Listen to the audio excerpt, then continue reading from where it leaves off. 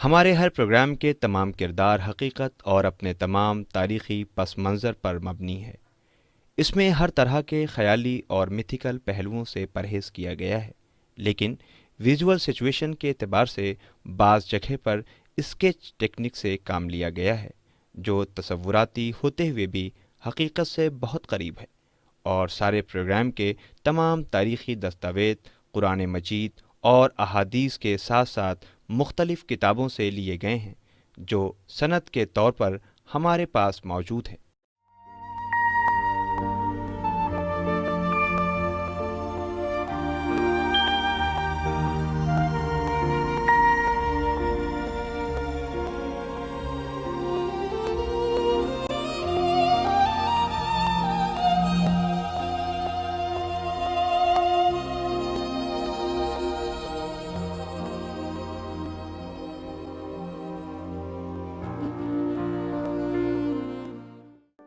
ناظرین السلام علیکم۔ پروگرام پرپز آف لائف، مقصد زندگی میں آپ کا استقبال ہے۔ میں ہوں آپ کا میزبان ذیشان علی۔ ناظرین، آج ہمارے ساتھ اس پروگرام میں ہمارے خاص مہمان جو محتاج تعارف نہیں، ڈاکٹر کلب صادق صاحب تشریف فرما ہے۔ ڈاکٹر صاحب، استقبال ہے آپ کا ہمارے پروگرام میں۔ شکریہ واللہ۔ ناظرین، جیسا کہ آپ جانتے ہیں کہ اس پروگرام میں ہم کسی اسلامک اسکالر کے ساتھ حاضر ہوتے ہیں، تو آئیے سوالوں کا سلسلہ شروع کرتے ہیں۔ ڈاکٹر صاحب، ہم نے پروگرام کا نام مقصد زندگی، پرپز آف لائف رکھا ہے، جی، جیسا کہ ہمارے خاص طور سے اس وقت جو نئی نسل آ رہی ہے اسے یہ پتہ ہو کہ ہماری زندگی کا مقصد کیا ہے۔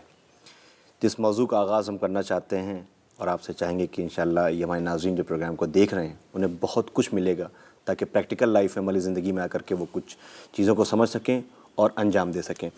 سب سے پہلا سوال ہم آپ سے یہ جاننا چاہتے ہیں کہ مقصد کسی بھی چیز کا اس وقت ہوتا ہے جب کسی مقصد کے تحت اسے پیدا کیا جائے۔ سوال ہم انسان کا ہے، کیا ہم انسان خود سے پیدا ہو گئے ہیں یا ہمیں پیدا کیا گیا ہے؟ آپ نے جو اٹھان اٹھائی ہے وہ بہت اچھی ہے۔ آپ نے کہا ہے کہ ہمیں لوگوں کو بتانا ہے۔ اصل میں حضرت علی نے فرمایا ہے کہ الناس اعداء ما جہلوا، لوگ جس بات کو نہیں جانتے اس کے دشمن ہو جاتے ہیں۔ یہ بڑی سائیکولوجیکل بات ہے اور یہ بالکل صحیح بات ہے۔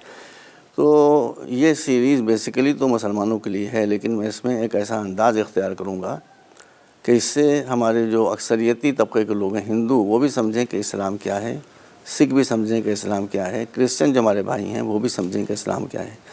ہماری جو اس میں سب سے بڑی مصیبت ہے، جس طرح سے ہر باپ اور ہر ماں سمجھتی کہ اس کا بچہ سب سے زیادہ خوبصورت ہے، اسی طرح سے مسلمان سمجھتے ہیں کہ ہمارا دین سب سے زیادہ اچھا ہے، ہندو کہتے ہیں ہمارا دھرم سب سے زیادہ اچھا ہے، کرسچن کہتے ہیں ہمارا دھرم سب سے زیادہ اچھا ہے۔ بھائی سارے دھرم اچھے ہیں۔ اصل مسئلہ یہ ہے کہ حضرت علی نے فرمایا ہے کہ الناس اعداء ما جہلوا، انسان کی کمزوری، ویکنس یہ ہے کہ جس بات کو نہیں جانتا ہے یا جس انسان کو نہیں جانتا اس کا وہ دشمن ہو جاتا ہے۔ یہ بات تو صحیح ہے، مگر یہی سب سے بڑی مصیبت ہے۔ اسی لیے میں کوشش کروں گا کہ ہم اپنے ذریعے سے کم لوگوں کو بتائیں جو غیر مسلم ہیں کہ اسلام ہے کیا چیز۔ ان کو اختیار ہے کہ وہ بھی کبھی یہاں تشریف لے آئے کہ بتائیں کہ ہندوازم کیا ہے، ان کو خود بتانا چاہیے کہ ہندوازم کیا ہے، کرسچنس آ کے بتائیں کرسچینٹی کیا ہے۔ ہمارے یہاں مسئلہ یہ ہوتا ہے کہ ہندو جو ودوان ہیں وہ بتاتے ہیں کہ اسلام کیا ہے، مسلمان مولوی بتاتے ہیں کہ ہندو دھرم کیا ہے۔ تو ظاہر ہے کہ جب ایک دوسرے کے بارے میں کہے گا تو اس کو صحیح طریقے سے وہ ریپرزینٹ نہیں کرے گا، اس میں کچھ باتیں بڑھا دے گا، کچھ باتیں گھٹا دے گا۔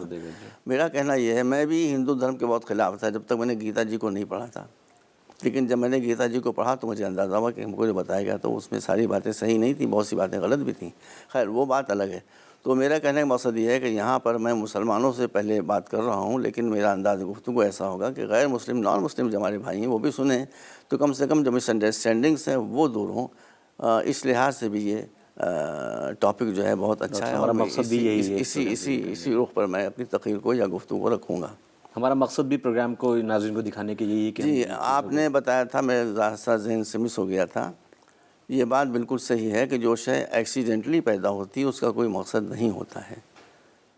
اگر کوئی بنانے والا ہوتا ہے اور وہ کسی شے کو بناتا ہے تو اس کا ایک مقصد ہوتا ہے۔ آدمی ایک گلاس بھی بناتا ہے تو گلاس کا بھی ایک پرپز ہوتا ہے کہ اس کے اندر پانی پیا جائے گا۔ انسان نے بجلی کی ایجاد کی، اس کا بھی ایک مقصد تھا۔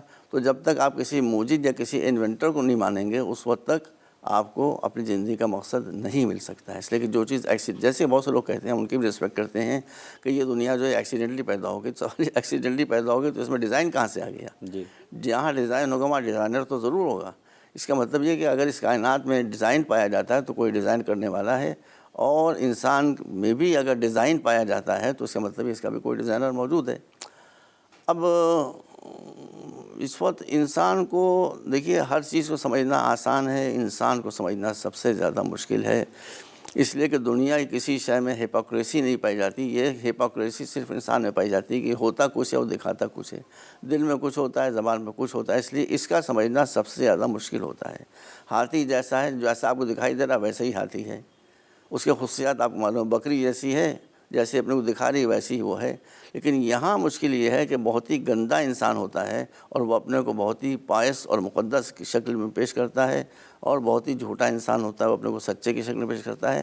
تو اصل میں مسئلہ یہ ہے کہ خود انسان کا سمجھنا سب سے زیادہ مشکل ہے، اور اسی وجہ سے یہ پیچیدگی آتی ہے کہ ہم کو اطمینان نہیں ہوتا کہ جو شخص یہ کہہ رہا ہے کہ خدا نہیں ہے، اس پر ریزننگ بھی لے کر آ رہا ہے، ہم کو اندیشہ یہ ہوتا ہے، ڈر یہ لگتا ہے کہیں ایسا تو نہیں ہے کہ ریزننگ جو لا رہا ہے یہ اپنی کمزوری کو چھپانے کے لیے لا رہا ہو۔ اس کی کمزوری جو ہو کہ یہ جانتا ہے کہ اگر ہم نے خدا کو مانا تو ہم کو ماننا پڑے گا کہ اگر خدا ہے، کوئی اس کائنات کا پیدا کرنے والا ہے، تو یقیناً اس نے یہاں کے لیے کوئی قانون بھی بنایا ہوگا، پھر ہمیں قانون کی پابندی کرنا پڑے گی۔ اس قانون کی پابندی سے بھاگنے کے لیے یہ کہتا ہے کہ خدا ہے ہی نہیں۔ تو جب خدا ہے ہی نہیں تو کوئی قانون نہیں، جب قانون نہیں تو ہم چاہے شراب پئیں، ہم چاہے جوا کھیلیں، ہم چاہے ریپ کریں، ہم چاہے جو بھی کریں، جب قانون ہی نہیں ہے تو کوئی پرسش کا سوال پیدا نہیں ہوتا ہے۔ یہ ہمیں ایک اندیشہ محسوس ہوتا ہے، ہو سکتا ہے کہ میری رائے جو ہے یہ غلط ہو۔ تو بات وہی ہے کہ اگر کوئی پیدا کرنے والا ہے، اور میں تو یہ کہتا ہوں یقیناً ہے، تو اس نے کوئی قانون بھی بنایا ہوگا، اس لیے کہ اس نے، آپ دیکھ لیں انسان سے جو چیزیں بہت نیچے ہیں ان کے لیے بھی قانون بنایا ہے۔ میں اس موضوع پر شاید کبھی بعد میں آؤں گا، آج میں اس کے بارے میں گفتگو نہیں کروں گا۔ ہر شے کے لیے جب قانون ہے، جانوروں کے لیے قانون ہے، درختوں کے لیے قانون ہے، زمین کے لیے قانون ہے، آسمان کے لیے قانون ہے، تو انسان کے لیے قانون کیسے نہیں ہوگا؟ یہی قانون وہ ہے کہ جس کو دھرم، دین اور مذہب کہا جاتا ہے۔ اب مسئلہ یہ ہے کہ سب سے بڑی دلیل جو دی جاتی ہے خدا کے نہ ہونے پر، وہ یہ دی جاتی ہے کہ جو شے دنیا میں ہے وہ ہم کو کسی نہ کسی طرح سے دکھائی ضرور دیتی ہے۔ ڈائریکٹ نہیں دکھائی دیتی تو انڈائریکٹ ہم دیکھ لیتے ہیں، انڈائریکٹ اس کو دیکھ لیتے ہیں۔ تو اگر خدا بھی ہوتا تو ہم کو دنیا میں کہیں نہ کہیں ضرور دکھائی دیتا۔ میں کہتا ہوں آپ بالکل صحیح کہتے ہیں، جو شے ہوتی ہے، جو کسی شے کا بنانے والا ہوتا ہے وہ ضرور دکھائی دیتا ہے۔ تو اگر اس سنسار کا کوئی بنانے والا ہوتا وہ ضرور دکھائی دیتا، مگر میرے بھائی اسی کے ساتھ میری گزارش پر بھی آپ غور کریں کہ جو بنانے والا دکھائی دیتا ہے وہ کبھی بنی ہوئی چیز کے اندر نہیں دکھائی دیتا، ہمیشہ باہر دکھائی دیتا ہے۔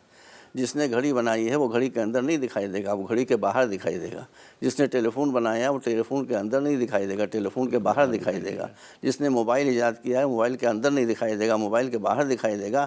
تو میں آپ سے کیول اتنا ہی کہتا ہوں کہ آپ مجھے سنسار کے باہر لے جائیے، میں خدا کو دکھا دوں گا۔ کیا بات! لیکن آپ مجھے سنسار کے باہر لے جا سکتے ہی نہیں، اس لیے کہ سنسار کا باہر ہے ہی نہیں۔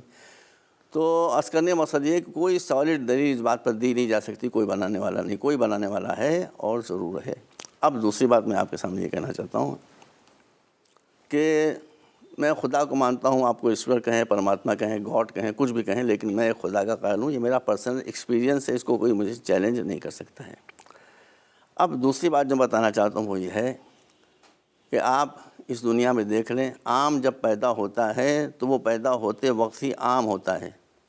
آم اپنے کو بدل کے خربوزہ نہیں بنا سکتا۔ خربوزہ جو پیدا ہوتا ہے وہ خربوزے کی شکل ہی میں پیدا ہوتا ہے، اس میں فردر کوئی ڈیولپمنٹ اتنا کہ اس کو اس کی حدود سے باہر نکال دے نہیں ہو سکتا، نہ ہوتا ہے نہ ہوگا۔ جانوروں میں آ جائیے، چڑیا جو پیدا ہوتی ہے، بس وہ چڑیا پیدا ہوتی ہے، وہ چڑیا ہی رہتی ہے، اول سے لے کر اپنی زندگی کے پہلے دن سے لے کر زندگی کے آخری دن تک وہ چڑیا ہی رہتی ہے۔ ہاتھی پیدا ہوتا ہے، وہ ہاتھی ہی رہتا ہے، اس کی جو خصوصیات ہیں وہی رہتی ہیں اپنے جیون کے پہلے دن سے لے کر جیون کے آخری دن تک۔ انسان میں یہ مسئلہ نہیں۔ انسان پیدا نہیں ہوتا، انسان بنتا ہے۔ یہ چیز کسی میں نہیں ہے۔ چڑیا اپنے کو بنا نہیں سکتی، وہ بنی بنائی پیدا ہوئی۔ ہاتھی اپنے کو بنا نہیں سکتا، بنا بنایا پیدا ہوا۔ لیکن جسے انسان کہتے ہیں، انسان گوشت کے لوتھڑے کا نام نہیں ہے، میں بتاؤں گا بھی کہ انسان کہتے کسے ہیں۔ تو انسان، اللہ نے صرف انسان کو یہ اختیار دیا ہے کہ وہ اپنے کو صحیح انسان کی شکل میں اس دنیا میں لوگوں کے سامنے پیش کر سکے۔ اب صحیح انسان کون ہے؟ اللہ نے انسان کو جو عزت دی ہے، دیکھیے اسلام میں آپ اللہ کے علاوہ کسی کو کے سامنے ڈنڈوت نہیں کر سکتے، پروسٹریٹ آپ کسی کے سامنے نہیں ہو سکتے، ہم صرف اللہ کے سامنے سجدہ کرتے ہیں۔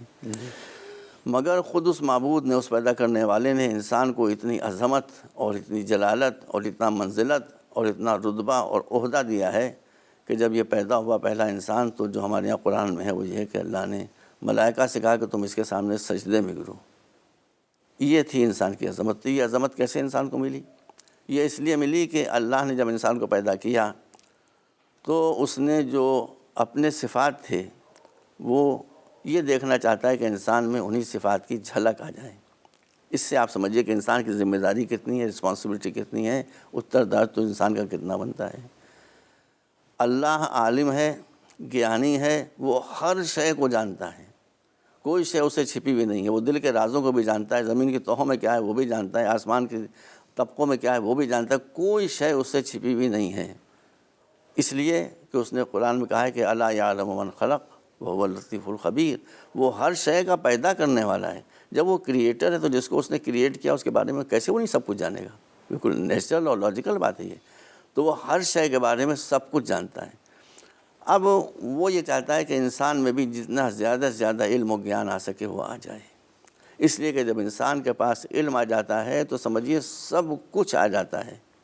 آج جو آپ کو دنیا میں ساری ایجادوں کی چمک دمک دکھائی دے رہی ہے، یہ سب علم و گیان کا صدقہ ہے۔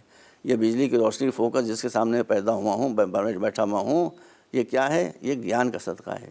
یہ کیمرے جو لگے ہوئے ہیں یہ گیان کا صدقہ ہے، یہ جو گلاس بنا ہوا ہے یہ گیان کا صدقہ ہے، کاریں جو دوڑ رہی سب گیان کا صدقہ ہے۔ تو جو کچھ بھی دنیا میں کائنات میں ڈیولپمنٹ ہو رہا ہے وہ سب علم اور عقل یعنی علم اور بدھی کا دین ہے اور اسی کی عطا ہے۔ تو اب وہ یہ چاہتا ہے کہ انسان میں علم آئے، اسی لیے اس نے کہا، حضرت آدم کو جب پیدا کیا تو اس نے کہہ دیا، صاف قرآن میں کہہ دیا کہ ہم نے آدم کو لوگ چیزوں کے نام بتا کے ان چیزوں کے بارے میں علم دے کے اس دنیا میں بھیجا۔ تو پہلی بات آپ یہ سمجھ لیجیے کہ اللہ نے انسان کو بہت منزلت وہ دینا چاہتا ہے، اس لیے اس نے سب سے پہلے اپنی صفتوں میں سے، اپنے جو ایٹریبیوٹس ہیں اس میں سے علم انسان کو دیا۔ دوسری بات میں آپ کو بتا دوں، یہ ذرا نازک بات ہے، اس کو آپ غور سے سنیں۔ اللہ کے پاس علم ہے مگر عقل نہیں ہے، بدھی نہیں ہے اس کے پاس، انٹلیکٹ اس کے پاس نہیں ہے۔ آپ کہیں گے تو بڑی کمزوری ہے، بڑی کمزوری نہیں، یہ بہت بڑی شہزوری ہے۔ اس لیے کہ عقل اور بدھی کا فنکشن کیا ہے؟ عقل اور بدھی کا فنکشن یہ ہے کہ ہم عقل اور بدھی کے ذریعے سے جو بات جانتے ہیں، عقل کے ذریعے سے ہم اس بات سے آگے جو بات ہم نہیں جانتے وہ معلوم کر لیتے ہیں۔ تو اگر ہم نے یہ کہا کہ اللہ میں عقل ہے تو اس کا مطلب یہ کہ ہم کو ماننا پڑے گا کچھ چیزیں ایسی بھی جس کو اللہ نہیں جانتا اس نے عقل کے ذریعے معلوم محدود کر دیا۔ تو اس لیے ہم یہ کہتے ہیں اللہ میں حکمت پائی جاتی ہے، انسان میں عقل پائی جاتی ہے، اللہ میں حکمت جس کو وزڈم کہتے ہیں وہ اللہ میں پائی جاتی ہے۔ یہ دوسری چیز ہے جس کو انسان میں اللہ دیکھنا چاہتا ہے، اسی لیے اس نے کہا ہے کہ من یؤت الحکمۃ فقد اوتی خیرا کثیرا، جس کے پاس حکمت، جس کے پاس وزڈم آ گئی اس کے پاس ساری دنیا کی اچھائیاں آ جاتی ہیں۔ تو ایک ہو گئی علم، علم سے جڑی ہوئی ہے قدرت۔ اب بات بہت گہری ہو جائے گی، جتنی بھی اللہ میں باتیں پائی جاتی ہیں وہ سب ٹرمینیٹ ہوتی ہیں جا کر دو صفتوں پر، دو ایٹریبیوٹس پر، ایک اس کی قدرت، ایک اس کا علم، اور پھر قدرت بھی علم پر جا کر ٹرمینیٹ ہو جاتا ہے۔ اس لیے کہ قدرت جو ہے طاقت، شکتی، چھمتا، یہ بھی بغیر علم کے نہیں آ سکتی۔ تو علم، قدرت اور اسی کے ساتھ ساتھ حکمت کسی حد تک۔ اس کے بعد جو اور صفت اللہ میں پائی جاتی ہے وہ یہ کہ وہ کسی کا محتاج نہیں، سب اس کے محتاج ہیں۔ جتنے انبیاء ہیں وہ اس کے محتاج ہیں، جتنے اولیاء ہیں وہ سب اس کے محتاج ہیں۔ قرآن نے خود کہا ہے کہ انتم الفقراء الی اللہ واللہ هو الغنی الکبیر، کچھ اس طرح کا ہے کہ اللہ فرماتا ہے کہ جتنے بھی انسان ہیں وہ سب فقیر ہیں، ایک غنی، ایک بے نیاز، ایک بادشاہ جس کو کسی سے کوئی غرض نہیں ہے، وہ صرف ہمارا مالک اللہ ہے۔ یہ صفت بھی وہ انسان میں دیکھنا چاہتا ہے۔ جب انسان میں علم آ جائے گا، جتنا جتنا علم آتا جائے گا اتنا اتنا اس کی بے نیازی اور غنا بڑھتی چلی جائے گی، وہ دنیا سے بے نیاز ہوتا چلا جائے گا، جو آج آپ کی نظروں کے سامنے آگے اس کی تفصیل آتی رہے گی۔ ایک اور چیز جو اللہ میں پائی جاتی ہے وہ یہ کہ وہ ہے اس کا احسان۔ کوئی زمین کے ذرے سے لے کر آسمانوں کے ستاروں تک اور زمین کے ہیرے جواہرات سے لے کر بڑے بڑے انسانوں تک کوئی ایک چیز یا ذات یا انسان ایسا نہیں ہے کہ جو اس کے احسان تلے دبا نہ ہو۔ ہاں، اللہ کی ذات وہ ہے کہ جس پر کسی کا کوئی احسان نہیں ہے۔ انسان میں وہ یہ صفت دیکھنا چاہتا ہے کہ ہمیشہ یہ دوسرے پر احسان کرنے کے لیے تیار رہے، دوسرے کے ساتھ نیکی کرنے پر تیار رہے، دوسرے کی مصیبت دور کرنے پر تیار رہے۔ اس لیے کہ ایسا انسان جو ہوگا وہ خلق کی نظروں میں تارا بن کر چمکے گا، لوگ اس کے دشمن نہیں ہوں گے۔ انسان کی جب مشکل حل نہیں ہوتی تو گھبراتا ہے اور کسی نہ کسی کو اپنا دشمن بنا لیتا ہے۔ تو اتنی بات میں نے آج آپ کے سامنے عرض کی ہے کہ اس انسان کی زندگی کا مقصد کیا ہے کہ جو اللہ میں صفات ہیں ان لمیٹڈ، اسی کو لمیٹڈ پیمانے پر انسان اپنے کردار میں جیسے جیسے صفات الہی کو اختیار کرتا چلا جائے گا، اس کا مقصد حیات پورا ہوتا جائے گا۔ اب اللہ میں ایک صفت اور ہے، اللہ میں کیا صفت ہے کہ واللہ خالق کل شے، جتنی بھی ہر وہ شے کہ جو چیز ہے، اللہ کو آپ چیز نہیں کہہ سکتے، چیزیں تو اس کی مخلوق ہیں، جو اس کی کریشن ہے وہ چیزیں ہیں، تو جتنی بھی چیزیں ہیں وہ سب اللہ کی پیدا کی ہوئی ہیں۔ اللہ انسان میں بھی یہ صفت دیکھنا چاہتا ہے، اور وہ صفت یہ ہے کہ جب انسان عورت ہو یا مرد بالغ ہو جائے، سمجھدار ہو جائے، جوان ہو جائے، تو عورت و مرد کے بیچ میں شادی ہو اور ان دونوں کے وسیلے سے ایک تیسرے وجود کی خلقت ہو جو کائنات کو آگے بڑھاتا رہے۔ اس لیے اسلام میں شادی خود ایک بہت بڑی عبادت ہے، بشرطے کہ وہ اسی مقصد سے کی جائے اور انہی قیود کے ساتھ کی جائے، قیدوں کے ساتھ کی جائے اور انہی کنڈیشنز کے ساتھ کی جائے جس کو اسلام نے لاگو کیا ہے۔ آپ کا سوال ایک تھا، اس کے جواب میں مجھے بات کی تفصیل میں جانا پڑ گیا۔ ڈاکٹر صاحب میں آپ کی باتیں سن رہا ہوں اور ناظرین بھی، ایک ابھی آپ نے بتایا کہ اللہ کے جو صفات ہیں، کچھ صفات اس نے اپنے جو سب سے اشرف مخلوق ہے انسان کو عطا کیے۔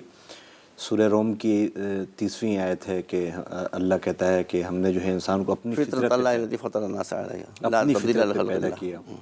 تو یہ کیا یہ اسی فطرت کا یہ تو میں نے ہر جگہ کہا ہے کہ اللہ کی مرضی یہ ہے کہ وہ اپنی اللہ کی صفات کو بقدر امکان اپنے میں پیدا کرے۔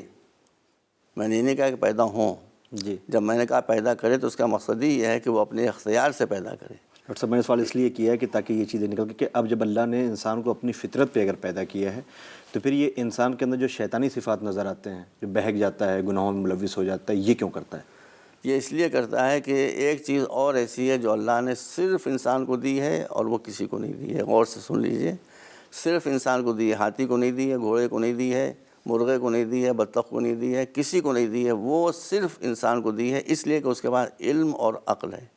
انسان کو جو ایک بہت اہم چیز دی گئی ہے، دنیا میں کسی کو نہیں دی گئی ہے، وہ ہے رائٹ آف چوائس، حق اختیار۔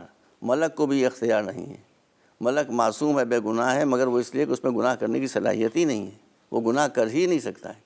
انسان وہ ہے کہ اس کو اختیار دیا گیا، چونکہ اس کے پاس عقل ہے، چونکہ اس کے پاس علم ہے، چونکہ اس کے پاس گیان ہے، چونکہ اس کے پاس نالج ہے۔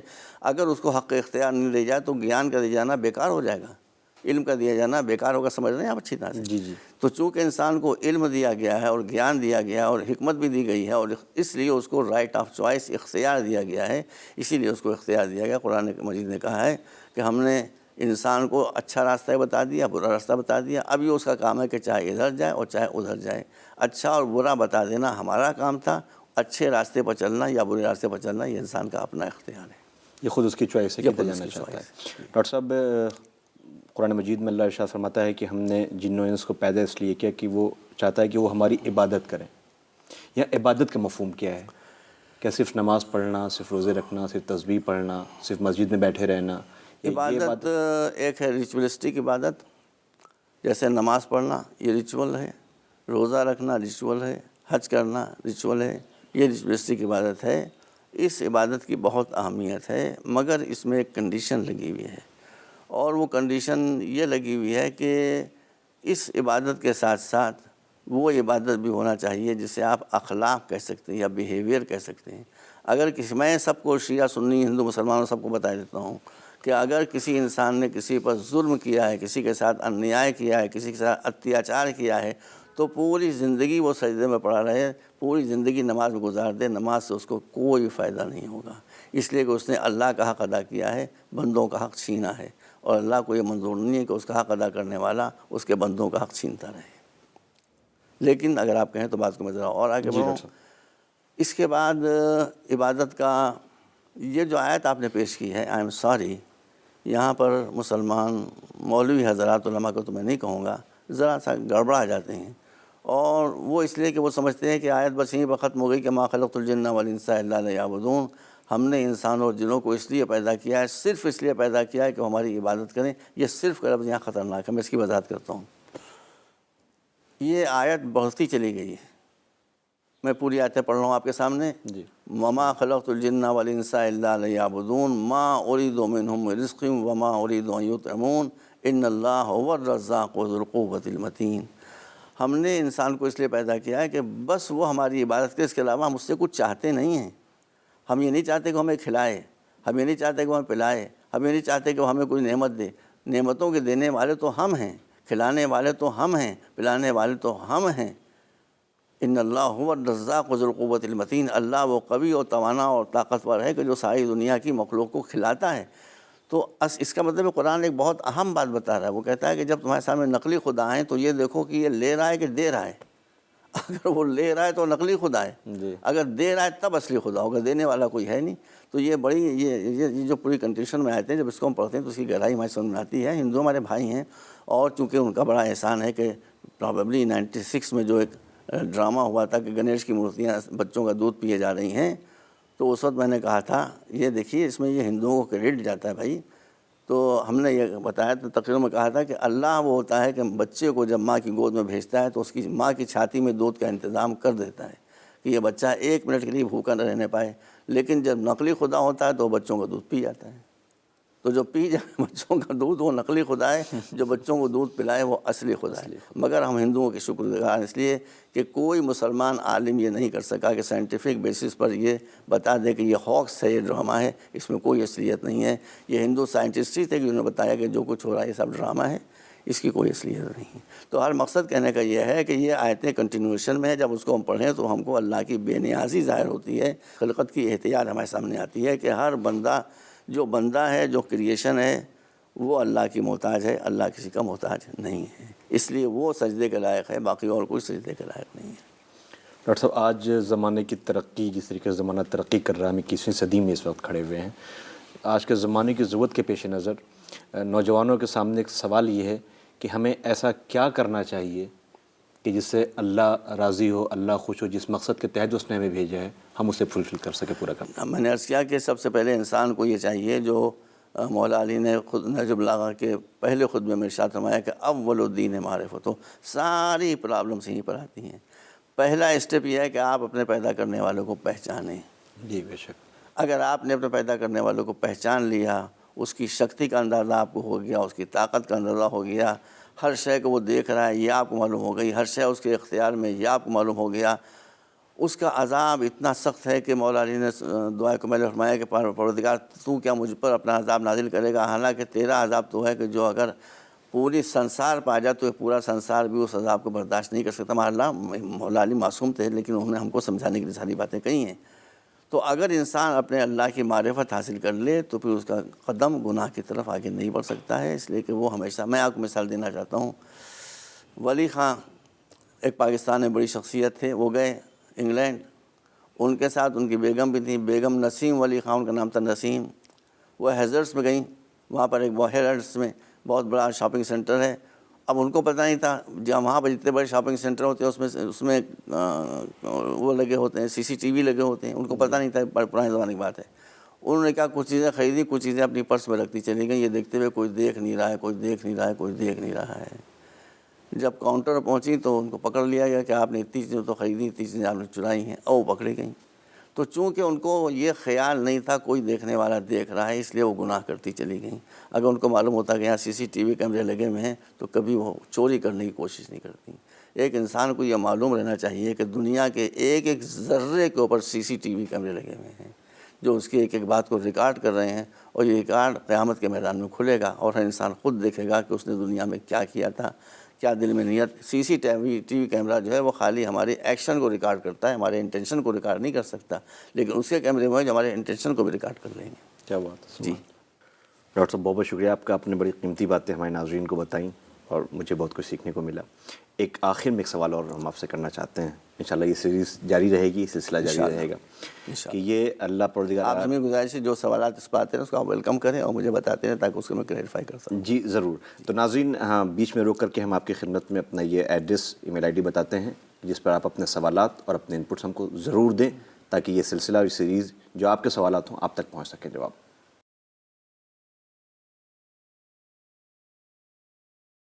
ڈاکٹر صاحب یہ جو پروردگار عالم نے مخلوق کو پیدا کیا خلقت کو، اس کے اندر صرف انسان جو ہے اس کا اپنا اکیلے کا رول نہیں ہے، ساجھیداری ہے اس میں مرد اور عورت دونوں کی، تو ان دونوں کے حقوق کیا ہیں، کیسے مل کر کے اس چیز کو وہ آگے بڑھائیں؟ وقت اب کم رہ گیا ہے، میں آپ سے نٹ شل میں بتا دوں تو کوئی اس قسم کا سوال آپ کے ذہن میں نہیں اٹھے گا۔ اسلامک شریعہ ہیپرزڈ وے میں نہیں بنی ہوئی ہے، بہت سسٹمیٹک ہے، اس کے فنڈامنٹلس ہیں، اور سب سے اہم جو 2 فنڈامنٹلس ہیں وہ یہ ہیں کہ nothing against reasoning, nothing against justice. Islam میں کوئی بھی چیز ریزننگ کے اگینسٹ نہیں ہو سکتی، یعنی عقل کے خلاف نہیں ہو سکتی، اور اسی طرح سے اسلام میں کوئی چیز عدل، نیائے اور جسٹس کے خلاف نہیں ہو سکتی۔ اس بات کو آپ ذہن میں رکھیں۔ یہ ساری جو جتنی شقیں ہیں اس کا خلاصہ ہے کہ نہ عورت مرد پر ظلم کر سکتی ہے، نہ مرد عورت پر ظلم کر سکتا ہے، نہ عورت مرد کے ساتھ انیائے کر سکتی ہے اور نہ مرد عورت کے ساتھ انیائے کر سکتا ہے۔ ایک سوال بہت ہی مجھے حیرت ہے کہ بڑے بڑے سنجیدہ لوگ اس سوال کو لاتے ہیں، اس پر ڈسکس کرتے ہیں، لیکن میرے خیال میں یہ سوال مناسب نہیں ہے۔ سوال یہ ہوتا ہے کہ مرد کا مرتبہ زیادہ ہے یا عورت کا مرتبہ زیادہ ہے۔ بھائی یہ سوال آپ برا نہ مانیے، اٹس ویری سلی کویسچن۔ یہ سوال بالکل بیوقوفانہ اسلام میں آپ بگڑنے کی بات نہیں ہے، آپ بگڑے نہیں، میں آپ کو بتاتا ہوں ابھی۔ اسلام کو جانے دیجیے، آپ دنیا کو لے لیجیے۔ اس دنیا میں جس میں ہم زندہ رہ رہے ہیں، کیا عورتوں کو بڑا سمجھا جاتا ہے، مردوں کو بڑا سمجھا؟ بھائی عورت اور مرد کی بڑائی کا سوال ہی نہیں ہے، قرآن نے بھی یہی کہا ہے اور یہی دنیا کا رواج ہے۔ یہ ڈیپینڈ کرتا ہے چھمتا کے اوپر، یہ ڈیپینڈ کرتا ہے صلاحیت کے اوپر۔ اگر عورت میں صلاحیت زیادہ ہے تو اس کا مرتبہ زیادہ ہے، اگر مرد میں چھمتا زیادہ ہے، تعلیم زیادہ ہے، گیان زیادہ ہے، کردار اچھا ہے تو اس کا مرتبہ زیادہ ہوگا۔ مگر یہ مرتبہ جو اونچا ہوگا وہ مرد ہونے کی وجہ سے نہیں، اس کے کردار، اس کے علم اور اس کی چھمتا کی بنا پر وہ اس کا مرتبہ اونچا ہوگا۔ عورت اگر نیچے گرے گی تو اس بنا پر نہیں کہ عورت ہے، اس بنا پر کہ اس کے پاس تعلیم نہیں، اس بنا کے پاس اس کا کریکٹر نہیں، اس بنا پر کہ اس کا بیہیویئر صحیح نہیں ہے۔ آپ مجھے بتا دیں، 50 بچے بیٹھے IAS کے امتحان میں، 10 بچوں نے کوالیفائی کیا اور 25 بچیوں نے کوالیفائی کیا، تو کیا جو بچیوں نے کوالیفائی کیا 25 نے، آپ اس کو روک دیں گے اس لیے کہ یہ IAS میں نہیں آ سکتی اس لیے کہ یہ عورت ہے؟ ایسا کون کر سکتا ہے؟ تو میں نے آپ سے بس کیا کہ آپ اسلام کے کسی مسئلے پر غور کرنا چاہیں تو پہلے دیکھیے کہ کیا شے عقل کے مطابق ہے، کیا شے عقل کے خلاف ہے۔ جو عقل کا فیصلہ ہوگا، یہ ہمارے یہاں اس طرح ہے، کلما حکم بہ العقل حکم بہ الشرع۔ اگر کوئی مسئلہ آپ کی سمجھ میں نہیں آ رہا ہے تو نہیں آپ کو معلوم ہے آپ حکومت شریعت کا فیصلہ کیا ہے، تو آپ اپنی ریزننگ پر چھوڑ دیجیے، جو آپ کی ریزننگ کا فیصلہ ہوگا وہی شریعت کا فیصلہ ہوگا۔ تو ریزننگ کے اعتبار سے عورت و مرد کے اعتبار سے کوئی تفریق، کوئی ڈفرینسیشن نہیں ہوتا ہے، ڈپینڈ کرتا ہے اس کے اوپر کہ کس میں کتنی زیادہ صلاحیت ہے۔ یہ موضوع بہت تفصیل طلب ہے، میں انشاءاللہ کبھی آئندہ کسی موقع پر آپ سوال کریں گے تو ڈیٹیل میں جواب دوں گا۔ اس وقت جو میں آپ کو بتا رہا ہوں وہ یہ ہے کہ جو دنیا کا دستور ہے وہی اسلام کا دستور ہے کہ جس میں جتنی چھمتا ہے اتنی ہی اس کی عزت ہے، اتنی ہی اس کی صلاحیت ہے، اتنا ہی اس کا مرتبہ ہے۔ اور اگر آپ کہیں تو بتا دوں، آپ دیکھ لیجیے حضرت مریم کیا تھیں؟ خاتون تھیں، عورت تھیں، مہیلا تھیں۔ یہودی کیا تھے؟ مرد تھے۔ کس کا مرتبہ زیادہ ہے؟ سارے یہودی مل کر بھی جناب مریم کے ایک کونے کے برابر بھی ان کا مرتبہ نہیں ہو سکتا۔ فرعون کیا تھا؟ مرد تھا۔ بی بی کون؟ آسیہ تھی، کتنی مومنہ تھی، کس کا مرتبہ زیادہ ہے؟ بی بی آسیہ کا مرتبہ زیادہ ہے۔ جناب خدیجہ، جناب فاطمہ اور اسلام میں بڑی بڑی خواتین گزری ہیں، کسی کے خاتون ہونے سے اس کے مرتبے میں کوئی کمی نہیں آ رہی۔ تو نہ مذہب اس کو بتاتا ہے اور نہ ہمارا سماج اس کی اجازت دیتا ہے کہ ڈفرینشیشن کیا جائے عورت و مرد کے لحاظ سے۔ باقی ایسے جو ضمنی سوالات ہیں وہ آپ آگے کریں گے، میں اس کے انشاءاللہ جوابات دیتا رہوں گا۔ بہت بہت شکریہ ڈاکٹر صاحب، آپ نے یہ بتایا آج ہمارے ناظرین کو کہ انسان کے اندر علم اور اس کا کردار سب سے اہم ہے، اسی بنیاد کے اوپر انسان کا لیول اور تیار کیا جاتا ہے۔ تو ناظرین انشاءاللہ یہ ہمارا سلسلہ ڈاکٹر صاحب کے ساتھ جاری رہے گا۔ ڈاکٹر صاحب بہت بہت شکریہ کہ آپ اپنا قیمتی وقت نکالا اور ہمارے ناظرین کو بڑی قیمتی باتیں بتائی ہیں۔ انشاءاللہ یہ سلسلہ جاری رہے گا۔ شکریہ آپ کا اور ہس ٹی وی کا کہ میں کوشش کروں گا، میرا مشن یہ نہیں ہے کہ میں دکھاؤں کہ اسلام سب سے اچھا مذہب ہے۔ اگر میں یہ کہوں گا کہ اسلام سب سے اچھا مذہب ہے تو مسلمانوں کے بارے میں پھر میں کیا کہوں گا کہ مسلمان سب سے بدتر کیوں ہو گئے؟ تو اس لیے مجھ سے میرا نویدن ہے، مجھ سے نہ کہلوایا جائے ورنہ مسلمان کی پوزیشن خراب ہو جائے گی۔ سب مذہب اچھے ہیں، سب مذہب سچے ہیں۔ لوگوں نے آ کے بیچ میں گڑبڑ سڑبڑ کی ہے، جیسا مسلمانوں نے کیا ویسے ہی ہندو دھرم کے لوگوں نے کیا، ویسے ہی کرسچنس نے کیا ہے کہ ہر مذہب سے ہر مذہب والا بہت دور ہو گیا، اس کے فنڈامنٹلز کہیں اور رہ گئے اور مذہب کے ماننے والے کہیں اور پہنچ گئے۔ تو جو سب کا حشر ہوا وہی اسلام کا حشر ہوا، مگر اسلام کا حشر کچھ ذرا اور زیادہ بدتر ہو گیا۔ یہ بہت ہی افسوس کی بات ہے۔ تو میرے کہنے کا مقصد یہ ہے کہ میں یہ چاہوں گا کہ یہ جو سیریز چل رہی ہے اس کو ہندو بھی سنیں، سنی بھی سنیں، شیعہ بھی سنیں، کھل کر اس پر کمنٹ کریں، اور میں بہت ہی ریشنل ریشنلٹی کے ساتھ اس کے جوابات دینے کی انشاءاللہ کوشش کروں. شکریہ ڈاکٹر صاحب، بہت بہت شکریہ. تو ناظرین، جیسا کہ آپ نے سنا، ڈاکٹر قلب صادق صاحب نے بڑی قیمتی باتیں، بڑے قیمتی مشورے آپ کو دیے. انشاءاللہ ہمارا یہ سلسلہ جاری رہے گا، پرپز آف لائف، مقصد زندگی کا. ہماری پھر ملاقات ہوگی، تب تک کے لیے ہمیں اجازت دیں. خدا حافظ.